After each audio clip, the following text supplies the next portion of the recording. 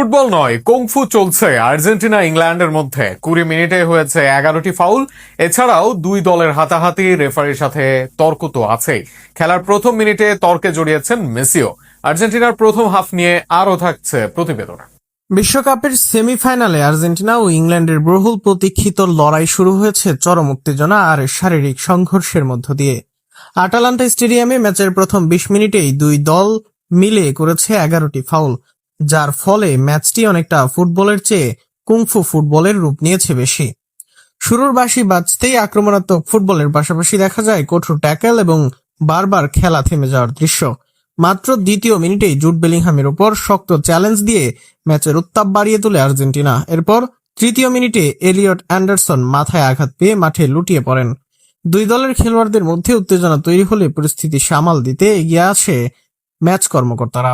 চতুর্থ মিনিটে এনজো ফার্নান্দেজের একটি ফাউলের পর রেফারির মৌখিক সতর্কবার্তা দেন। সময় গড়ানোর সঙ্গে সঙ্গেই শারীরিক লড়াই আরও বেড়ে যায়। 11 মিনিটে লিজান্দ্রো প্যারাদেসকে ডেকে কঠোরভাবে সতর্ক করেন রেফারি।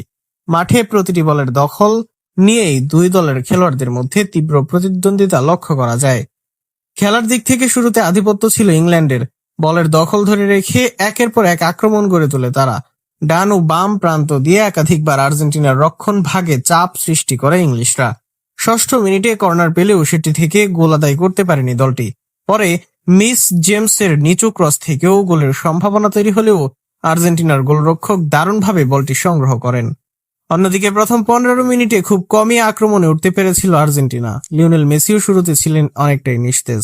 দীর্ঘ সময় তিনি বলের সংস্পর্শে আসতে পারেননি।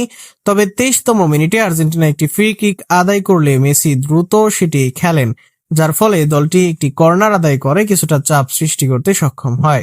প্রথম 20 মিনিটে গোলের দেখা না মিললেও দুই দলের আগ্রাসী মানসিকতা, একের পর এক ফাউল এবং উত্তপ্ত লড়াই ইঙ্গিত দিচ্ছে 37তম মিনিটে মেসির দুর্দান্ত গতি থামাতে ফাউল করা হয় তাকে।